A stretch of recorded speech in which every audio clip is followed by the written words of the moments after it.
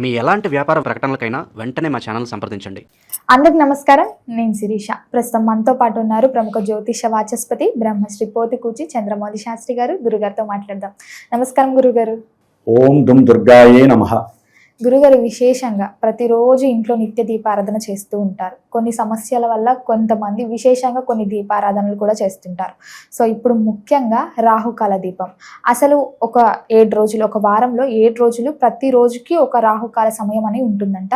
మరి అసలు ఈ రాహుకాల సమయ దీపం విశిష్టత ఏంటంటారు?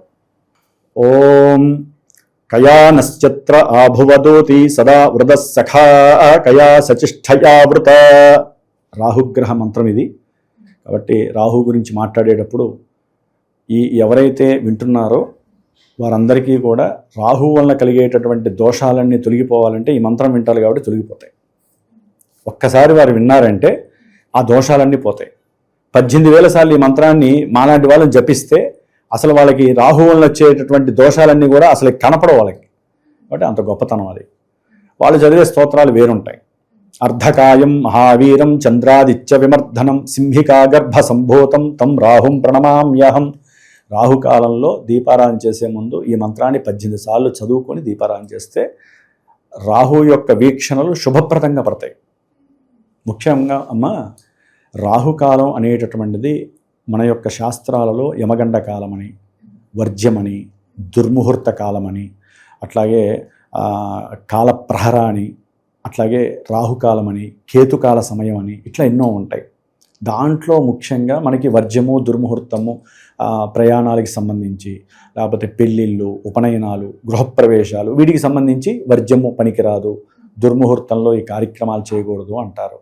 అట్లాగే హోరా సమయాలని కొన్ని ఉంటాయి. గంటకో హోర మారుతూ ఉంటుంది. ఆ హోరలో కొంతమంది రాజకీయ నాయకుల్ని, ఉద్యోగస్తుల్ని కలవడానికి అట్లా డిఫరెంట్గా ఉంటాయి. అందులో ముఖ్యంగా ఇది శుభాలకి సంబంధించినటువంటిది కాదు. ఈ యొక్క రాహుకాల సమయం ఇది మనకున్న దోషాలని పోగొట్టుకోవడానికి భగవంతుడు మనకి ప్రసాదించినటువంటి అత్యద్భుతమైనటువంటి సమయం. రాహుకాలం అంటే భయపడకూడదు. అదొక ఆనందకరంగా చేసుకునే దీపారాధన సమయంగా భావించాలి. అందులో మనకి ముఖ్యంగా ఎన్ని వారాలు ఉన్నాయమ్మా? వారాల్లో 7 వారాలు. ఆదివారం రోజున రాహుకాల సమయం 4:30 నుంచి సాయంత్రం 6 గంటల వరకు 1 గంటన్నర సమయం రాహుకాల సమయం. అంటే ఈ సమయంలో ఎవరైనా ఉద్యోగ ప్రతిబంధకాలు, ఎన్నిసార్లు ప్రయత్నం చేస్తున్నా ఉద్యోగం రాని వాళ్ళు ఒక 6 వారాలుగా పెట్టుకోవచ్చు. ఇది 6 వారాలు ఈ రాహుకాల సమయంలో ఆదివారం పూట చేస్తే ఉద్యోగము, తండ్రి యొక్క అనారోగ్య సమస్యలు పడుతున్నా, తండ్రితో కొంత ఎడబాటుగా ఉండి ఆయన పిత్రార్జిత లాభం రాకపోతున్నా ఈ సమయంలో చేయటం ద్వారా జాతకాలలో ఎక్కడైనా ఈ రవి రాహువులకి దోషం ఉందనుకో, ఈ ఆదివారం పూట పెట్టేటటువంటి రాహుకాల సమయం వీరికి అదంతా కూడా ఫలిత రూపకంగా ఇస్తుంది. ఇక సోమవారానికి చంద్రుడు అధిపతి. ఈయన ఉదయం 7:30 నుంచి 9 గంటల మధ్యలో రాహుకాల సమయం ఉంటుంది. పొద్దున వీళ్ళు ఏం చేయాలి? తల్లిగారి యొక్క ఆరోగ్యం ఏదన్నా బాగాలేకపోయినా, తల్లిగారి గొడవలు, తల్లితో ఏదన్నా కొంతమంది గొడవలు అయ్యి తల్లిగారి నుంచి సరైన ఆలనా పాలన దొరక్కపోయినా, అంటే తల్లిని సేవ్ చేసుకోవడానికి, తల్లి యొక్క ప్రేమను పొందటానికి, ముఖ్యంగా మానసికంగా చాలా డిప్రెషన్స్తో అనుభవించే వాళ్ళు ఉంటారు. మానసిక సమస్యలు వాళ్ళు కానివ్వండి, లేకపోతే జన్మజాతకాలలో 1కి 10 సార్లు శని వలన, చంద్రుడి వలన, దోషాల వలన, పునర్భూ దోషం వలన 1కి 10 సార్లు కార్యక్రమాలు ఇవ్వాలనుకుంటే రేపు చేసినా కాదు, ఎల్లుండి చేసినా కాదు, 10వ అవుతుంది.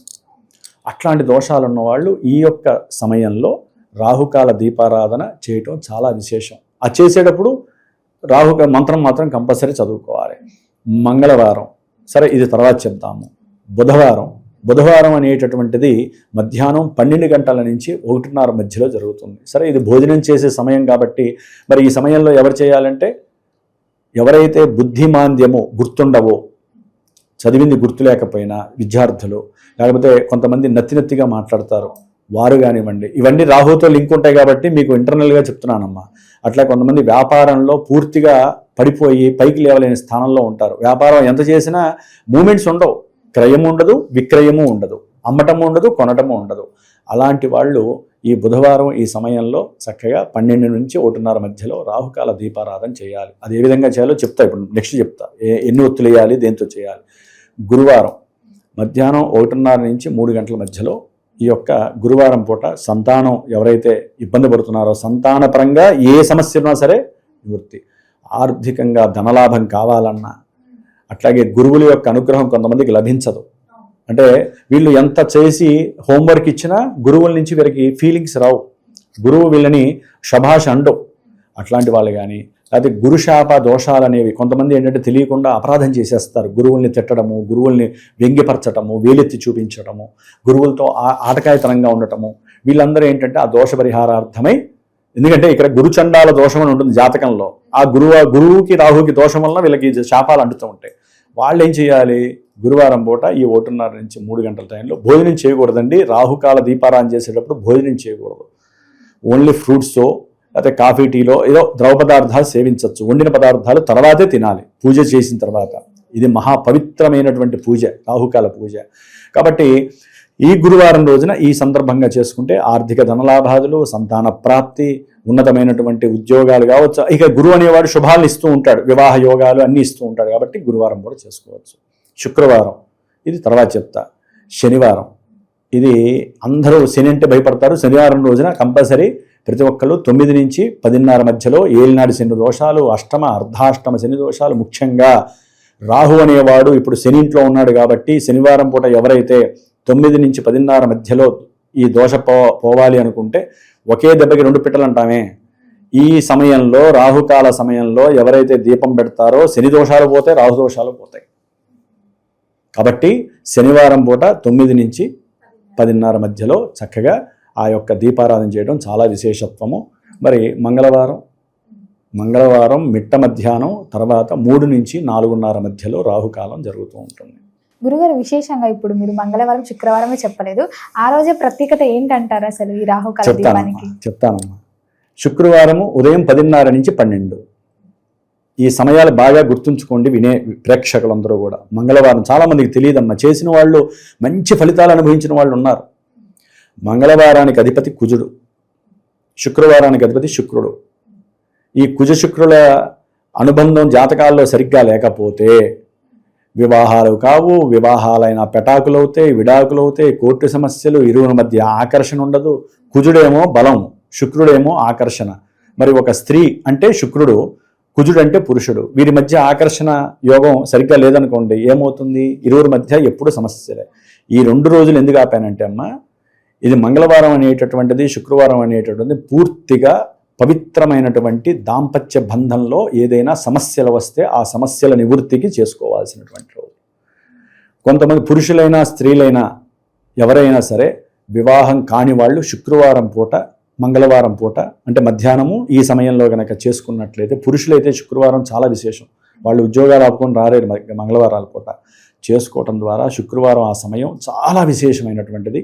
శుక్రుడు అనుగ్రహం కలుగుతుంది. జన్మజాతకంలో శుక్రరాహుల దోషం ఉన్న కొంతమంది భార్యాభర్తలు పూర్వపు కొన్ని సంబంధాల రీత్యా విడిపోయిన వాళ్ళు ఉంటారు. వాటిల్లో అసలు నిజమేంటో తెలుస్తుంది ఈ పూజలు చేయటం ద్వారా. తెలిసి ఇద్దరు ఏకమవటానికి దుర్గాదేవి అనుగ్రహం లభిస్తుంది. ఇక్కడ మెయిన్ ఏంటి, అసలు రాహుకాల దీపం అంటే ఏంటంటే దుర్గాదేవి అనుగ్రహం కోసం చేసేదే రాహుకాల దీపం. రాహువు షాడో ప్లానెట్. ఈయన ఎవరింట్లో ఉన్నా, ఎవరితో కలిసినా, ఎవరు ఈయన్ని చూసినా మొత్తం ఆ దోషాలన్నీ ఈయన ఇచ్చేస్తూ ఉంటాడు. అంటే ఈయన దోషాలన్నీ వాళ్ళకి వెళ్ళిపోతూ ఉంటాయి. మహా డేంజరస్ అన్నమాట రాహు అనేవాడు. కాబట్టి ఈ రాహుని అధిమేసే శక్తి ఒక్క అమ్మవారికి ఉంది, దుర్గాదేవి. చండీ కావచ్చు, లక్ష్మీది కావచ్చు, మీరు ఏ గుళ్ళైనా చేయండి.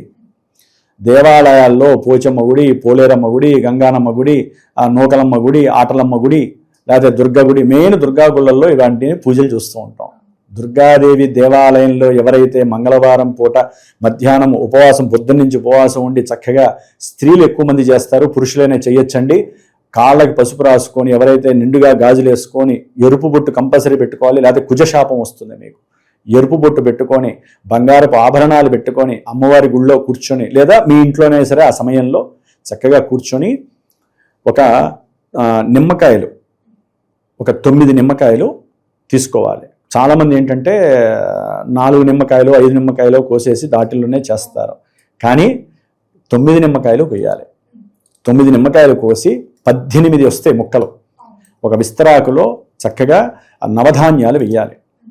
నవధాన్యాలు వేసి ఈ యొక్క నిమ్మకాయలు వేసేసి వాటిని పిండేస్తారమ్మా. అంటే పిండటం అంటే మనం పులిహోరకి చేసినట్టు పిండకుండా దాన్ని దొప్ప చాలా విచిత్రంగా పిండుతారు. అది మళ్ళీ కట్ అవ్వకూడదు, కట్ అయినవి చేయకండి, అది మహాదోషప్రదము. చాలా తెలివిగా చాలా నేర్పుగా అలవాటు చేసుకోండి. ఆ నిమ్మకాయ డిప్పని ఇచ్చేసేసి ఆ తీర్థం అంతా ఆ నిమ్మకాయ రసం అంతా కూడా పక్కన వేస్తారు ఒక గిన్నెలో. వేసిన తర్వాత ఈ నిమ్మకాయలో కుంభవత్తులు పెడతారు. కుంభవత్తులు పైకి ఉంటాయి దీపారాధన, మామూలు ఒత్తులు పనికిరావండి, ఎందుకంటే అది కాలిపోకూడదు చుట్టూ కూడా. కాబట్టి కుంభవత్తు పెట్టి ఆవు నెయ్యి వేస్తారు, కరగబెట్టిన ఆవు నెయ్యి వేసిన తర్వాత పసుపు కుంకంతో ఎప్పుడైతే మీరు నవధాన్యాలు వేస్తారో ఆ విస్తరాకు కింద ముందు చక్కగా షోడశ పద్మం అంటే 8 పద్మాలతో కూడింది కానీ లేకపోతే మీకు తోచినటువంటి ముగ్గు కానీ చక్కగా వేసి దానిపైన ఇది పెట్టి ఆ నవధాన్యాలు వేసి నవగ్రహాలకు సంబంధించినవి ఈ యొక్క మొత్తం 18 పెట్టి దీపారాధన చేసుకొని ఈ పనులు చేసినంతసేపు ఫోన్లలో మాట్లాడుతూ చేసేవాళ్ళని నేను చాలామందిని చూశాను, వేరే వాళ్ళతో పోట్లాడుతూ చేసేవాళ్ళని చూశాను. చేసినంతసేపము ఓం దుర్గాయే నమః ఓం దుర్గాయే నమః అనుకుంటూ ప్రారంభం చేసి పూజ పూర్తయినంత వరకు ఈ దీపారాధనలు చేసిన తర్వాత ముందు గణపతిలాగా చిన్నది చేసుకోవాలి. ఎదురుకుండా అమ్మవారు ఉన్నారనుకోండి, వీళ్ళు ఏం చేయాలంటే కుంకుమ చేతిలో పట్టుకొని కూర్చోవాలి. దుర్గా అష్టోత్తరము, దేవి ఖడ్గమాల, దీనికన్నా ముందు రాహుగ్రహ మంత్రం ఇందాక చెప్పాను కదా, ఆ స్తోత్రాన్ని 18 సార్లు చదువుకొని మాకున్న దోషాలు తొలగిపోయి, ముఖ్యంగా మంగళవారం పూట చేసేవాళ్ళు ప్రమాదాలకు ఎక్కువగా గురయ్యేవాళ్ళు, ఊరికినే భార్యాభర్తలు కీచులాడుకొని ఒకటే కోర్టు సమస్యలు ఏదున్నా సరే, అది గృహపరంగా కానీ లేకపోతే భూపరంగా కానీ ఏ రకంగా ఉన్నా మంగళవారం పూట ముఖ్యంగా సర్జరీస్ ఎక్కువ జరిగేవాళ్ళు. అట్లాగే ఎవరైతే జాతకంలో కుజదోషాలు ఉన్నటువంటి వాళ్ళు, సర్పదోషాలు ఉన్నటువంటి వాళ్ళు ఈ మంగళవారం పూట ఈ పూజలు చేయటం ద్వారా, ఇలా చేయటం ద్వారా ఈ రాహు స్తోత్రం అయిపోయిన తర్వాత 18 సార్లు దుర్గా అష్టోత్తరాన్ని చదివి ఆ కుంకుమ అమ్మవారి దగ్గర చక్కగా వేసి ఆ బొట్టు పెట్టుకోవాలి. వీళ్ళ శక్తి అరచేతిలోంచి మునివేళ్ల ద్వారా అమ్మవారి పాదాల దగ్గర పడిన తర్వాత దానికి శక్తి వస్తుంది, ఈ మంత్రాలతోనే శక్తి వస్తుంది. చేసుకోవాలి. కొబ్బరికాయ ఉంటే కొబ్బరికాయ, కొంతమంది ఇంట్లో చక్కగా మడిగా ఈ నిమ్మకాయ ఈ నిమ్మతీర్థంతో పనికిరాదమ్మా. ఈ తీసిన నిమ్మతీర్థం మళ్ళీ ప్రసాదానికి పనికిరాదు. వేరే నిమ్మకాయ పులిహోర, చింతపండు పులిహోర, శుక్రవారం అయితే చింతపండు పులిహోర చేస్తారు, మంగళవారం పూట కాస్త నిమ్మకాయతో పులిహోర చేసి అమ్మవారికి నైవేద్యం పెడితే ఈ రాహుగ్రహ దోషం తొలగిపోతుంది. ఆ నైవేద్యం పెట్టి నలుగురికి పెట్టి వీరు కనుక తినట్లయితే ఇక సాయంత్రం సూర్యాస్తమైన తర్వాత వీళ్ళు ఇక ఆ ఉపవాస దీక్షని తీసేసేయచ్చు. చక్కగా ఇంట్లో అన్నం వండుకొని లేకపోతే వండుకున్నది చక్కగా తినేసేయచ్చు. కానీ వీలుంటే కింద పడుకోవాలి, లేకపోతే దాంపత్య జీవితానికి దూరంగా ఉండాలి. పెళ్ళైన వాళ్ళు, పెళ్లి కాని వాళ్ళు ఎటు మామూలుగానే ఉంటారు, ఒక్క పూట భోజనం చేయాలి. కాబట్టి ఈ విధంగా మంగళవారం రోజున ఎవరైతే ఈ మంగళవారం రాహుకాల దీపారాధన, నాకున్న జ్ఞానంతో నేను చెప్తున్నాను, ఇలా చేయటం చాలా విశేషత్వము. శుక్రవారం 10:30కి చక్కగా అమ్మవారి దేవాలయంలో ఇదే విధంగా 18 దీపారాధన చేసి ఆ రోజున లక్ష్మీ కటాక్షం అయితే లక్ష్మీ అష్టోత్తరం చదవండి. దుర్గా మాత్రం మర్చిపోకూడదు. వివాహం కాని వాళ్ళు వివాహానికి సంబంధించి సంకల్పం చెప్పుకోండి. అట్లాగే భార్యాభర్తలు బాగా దూరం అయిపోయి ఎవరి ఇళ్లలో వాళ్ళు ఉండి ఇబ్బందులు పడుతున్నారో వారు కలవడం కోసం ఇద్దరు మగవాళ్ళైనా ఆడవాళ్ళైనా ఎవరైనా చేయొచ్చండి రాహుకాల దీపారాధన అర్చన. జాతకంలో రాహుతో సంబంధం ఉంటేనే ఈ సమస్యలన్నీ మీకు వస్తూ ఉంటాయి. కాబట్టి ఈ విధంగా దీపారాధన చేసుకొని అమ్మవారికి ఎరుపు పూలు అంటే చాలా ఇష్టము. మంగళవారం అయితే ఎర్ర గులాబీ పూలు, శుక్రవారం అయితే తెల్ల మల్లెపూలు కానీ తెల్ల చామంతి కానీ, ఏది దొరకకపోతే ఎరుపు గులాబీ పూలతో అమ్మవారిని అర్చించేయండి. ఈ దీపారాధనలన్నీ అయిపోయే లోపల మీ పూజ అయిపోతుంది. కాబట్టి చక్కగా ఆ దీపారాధనలో ఎంతవరకు అంతవరకు నెయ్యి వేయాలి, కట్ కాకూడదు. ఉన్నంతలో ఈ విధంగా చేసుకుంటూ ముందుకు వెళితే మటుకు ముఖ్యంగా కొంతమంది ఈ రాహుకాల దీపాన్ని 5 వారాలు పెట్టుకుంటారు, కొంతమంది 7 వారాలు పెట్టుకుంటారు, కొంతమంది 11 వారాలు, కొంతమంది 21, 18 అనేటటువంటిది మినిమం నా దృష్టిలో. 18 మంగళవారాలు లేదా 18 శుక్రవారాలు. ఇందా నేను చెప్పిన ఎవరైతే ఎన్ని రీజన్స్ ఉన్నాయో ఆ రీజన్స్ ప్రకారం ఆ 18 అనేది లెక్కలోకి వస్తుంది. కాబట్టి 18 వారాలు చేయండి. కంపల్సరీ మీ దీక్ష అనేటటువంటిది అమ్మవారు ఆవిడ వీక్షించి మీరు మీ మానసిక సంకల్పం అంతా ఆ తల్లి చక్కగా విని మీకు ఏది కావాలో అది ఇస్తూ రాహు దోషాన్ని ఆ విధంగా తీసేస్తుంది అంతే. ఇది మాత్రం నమ్మకంగా చెబుతున్నాను. ఒక దుర్గాదేవి గుళ్ళో 22 సంవత్సరాలు చేసినటువంటి అనుభవంతో ఎంతోమంది సౌభాగ్య ప్రాప్తిని, సంతాన ప్రాప్తిని, ఉద్యోగ ప్రాప్తిని, పెళ్లిళ్ళు అయ్యి ఎడబాటుగా ఉన్నటువంటి వాళ్ళు కలిసిపోయి ప్రమాదాలు నివృత్తి జరిగి రాజకీయ రంగంలో కూడా కొంతమంది పెద్ద మహానుభావుడు ఉన్నాడు ఒక ఆయన ఆంధ్రప్రదేశ్ నుంచి. ఆయన కోసం వాళ్ళ మేనకోళ్ళ గారు దుర్గాదేవికి ఈ విధంగా చేసి ఆయన ఒక మంచి పొజిషన్లో, ఒక రాష్ట్రాన్ని వెళ్ళేటటువంటి పొజిషన్లో కూడా రెండోసారి గెలిచినటువంటి సందర్భాలు ఉన్నాయి. కాబట్టి అమ్మవారి అనుగ్రహం ఎంత గొప్పదో అనుభవించి రుచి చూస్తే కానీ తెలియదు. కాబట్టి రాహుకాలం అనేటటువంటిది శుభకార్యాలకి పడదు. ఓన్లీ ఇలాంటి శాంతి పూజలు, మీరు చేసుకునే పూజలకి మంచి ఫలితం అయితే వస్తుంది. ఇది ఎక్కువ తమిళనాడులో ఎక్కువ ఆచరిస్తారు, మన దగ్గర ఆచరించరు. కానీ రాహుకాలంలో ఎవరు చేసినా ఆ ఫలితం మన భూగోళంలో అందరికీ వస్తుంది. ముఖ్యంగా రాహుకాలంలో ఇది చేయకూడదు, అది చేయకూడదని కొంతమంది అంటూ ఉంటారు. అవి తర్వాత విషయమే, కానీ దీనికైతే మటుకు ఇదే కంటిన్యూ అవుతుంది. గురుగారు, విశేషంగా మరి రాహుకాల దీపాలు, ముఖ్యంగా ఇట్లాంటి దీపారాధన అయినా ఎలాంటి పూజలైనా స్త్రీలు ఎక్కువ మక్కువ చూపిస్తుంటారు కదా. మీరు అన్నట్టు 18 వారాలు 21 వారాలు అంటుంటే ఆటంకాలు వస్తుంటాయి. మరి 2వ వారం 3వ వారం ఆటంకం వచ్చినప్పుడు మళ్ళీ తదుపరి ఇట్లా మంగళవారం శుక్రవారం చేసుకున్నప్పుడు కౌంట్ అవుతుందంటారా? అది ఇది కూడా ఒక పరీక్ష లాంటిదమ్మా. స్త్రీలకైతే కనుక ఇది లెక్కలోకి రాదు. 18 వారాలు మీరు అమ్మవారికి మనసులో మొక్కుకుంటే స్త్రీలకి, ఆవిడ కూడా ఒక స్త్రీ కాబట్టి మరి ఋతు సంబంధమైనటువంటి దోషం మీకు వస్తుంది కాబట్టి అది లెక్కలోకి రాదు. కాబట్టి మీరు కంటిన్యూ చేయండి. పురుషులకు మాత్రం అది వర్తించదు. 18 వారాలు మీరు ఏ ఊరు వెళ్ళినా మీరు కూర్చున్న చోట నిమ్మకాయలు తీసుకొని మీరు దీపారాధన చేయాల్సిందే. పురుషులకు మాత్రం వర్తించదు. స్త్రీలకైతే కనుక వాళ్ళంతటా వాళ్ళు ఫంక్షన్స్కి వెళ్ళో లేకపోతే మాకు కుదరలేదనుకుంటే మటుకు అది పనిచేయదు. 5 వారాలు చేసినా 10 వారాలు చేసినా మళ్ళీ మీరు 10 వారాలు తిరగకపోవాలి. ఎందుకంటే అమ్మవారు దానికి లింక్ అయి ఉంటారు, మీ మనసుకి అమ్మవారు లింక్ అయి ఉంటారు. రాహుగ్రహం వెయిట్ చేస్తూ ఉంటుంది, ఏ వారం మాకు చేస్తారా అని, శాంతి చేస్తారా అని చూస్తుంటుంది. మీరు అనవసరంగా చేసుకుంటే ఎట్లా?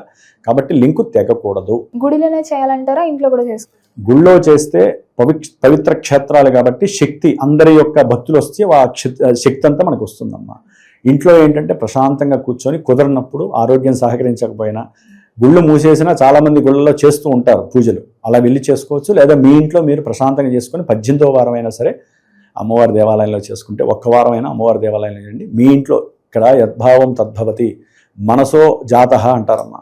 అంటే చంద్రమా మనసో జాతః, మన మనసు చంద్రుడితో లింక్ అయి ఉంటుంది. కాబట్టి మీరు ఇంట్లో కూర్చొని పవిత్రంగా ప్రశాంతంగా ఉండి పూజ చేసుకుంటే మీరు ఏ ప్రదేశంలో కూర్చున్నా ఫలితం వస్తుంది. చెప్పాగా, ఫోన్లలో మాట్లాడుకుంటూ, ముచ్చట్లాడుకుంటూ, లేకపోతే పిల్లలు నరుస్తూ, లేకపోతే ఇళ్లలో సమస్యలు ఉన్నప్పుడు ఈ పూజలు చేసినా ఫలించవు. మనసు ప్రశాంతంగా ఉండి పూజ చేస్తేనే ఫలితం వస్తుంది. ఇది మాత్రం గుర్తుపెట్టుకోండి అందరూ. గురుగారు, విశేషంగా మరి ఈ దీపారాధన అంతా అయిపోయిన తర్వాత, దీపాలు మొత్తం కొండెక్కిన తర్వాత, అంటే చాలా మంది దీపం వెలిగించి సంకల్పం చెప్పుకొని వెళ్ళిపోతూ ఉంటారు. ఆ దీపాన్ని అలా వదిలేసి, మరి అలా వదిలేసి వెళ్ళిపోవచ్చు అంటారా? లేకపోతే ఆ దీపం మొత్తం కొండెక్కేంత వరకు ఉండి అక్కడే అన్ని చేసి? ఇక్కడ మీరు అడిగిన విషయం చాలా గొప్పదమ్మా. మీరు గనక ఉన్నప్పుడు దీపం కొండెక్కితే, అదే ఆ దీపాలన్నీ అయిపోయిన తర్వాత ఆ నిమ్మకాయలన్నీ కూడా కవర్లో వేసి పక్కన పెట్టేసేయండి. యాక్చువల్లీ వాటిలో ఉన్న శక్తి అంతా మీకు ఊర్ధ్వానికి వెళ్ళిపోతుంది దీపం ద్వారా. పంచభూతాలు లాగేసుకుంటాయి, ఇక ఆ నిమ్మకాయ దొన్నెల్లో శక్తి ఉండదు, అవి ఇదైపోతాయి. కానీ కింద మీరు ఇందాక నవధాన్యాలు వస్తారు కదా, ఆ నవధాన్యాలు ప్రతివారము మీ ఇంట్లోకి తీసుకెళ్ళి చక్కగా ఒక పూల కుండీలో మట్టిని తీసేసి అవి చల్లేసేయండి. మీ మనసంతా కూడా నవగ్రహాలకు చెప్పేసుకున్నారుగా, అవి మొలకలు వస్తాయి. ప్రతి వారము సోమవారం కానీ మంగళవారం ఉదయం పూట, మంగళవారం మీరు మట్టిని, మంగళవారానికి అధిష్టాన దేవత కుజుడు భూమిని సూచిస్తాడు కాబట్టి, భూదేవత కాబట్టి, ఆ మట్టిని తీసేసి నవధాన్యాలు జల్లేసి మీ మనసులో రోజు నీళ్లు జల్లండి. మళ్ళీ మంగళవారానికి చిన్న మొక్కలో పెద్ద మొక్కలు వస్తే అవి గోమాతకి తినిపించండి ఆ రోజున. ఇది కూడా చాలా మంచి విషయం అడిగారు. అప్పుడేంటి మీకు వేస్ట్ ఏమి ఉండదుగా అమ్మా. ఆ ఆకులు అంటారు, ఎవరో ఒకరు వాడుకుంటారు గుళ్ళల్లో, మీరు ఏది తెచ్చుకోకూడదు. ఇక కాబట్టి ఈ విధంగా చేసుకోండి. ఏది వృధా చేయకూడదు. మనకి అయిపోయింది కదా అని చెప్పి చెత్తకుప్పలో పారేయకూడదు. ఇవి ఇంకా ఉన్నాయి. మనం ఈ తీసిన పుష్పాలు, తులసి ఆకులు ఏం చేయాలో కూడా ఇంకో వీడియోలో మనం చెప్పుకుందాం. గురుగారు, మొత్తం మీద ఈ రాహుకాల దీపం గురించి ఎంతో చక్కగా తెలియజేసినందుకు ధన్యవాదాలు. ఓం శ్రీమాత్రే నమః.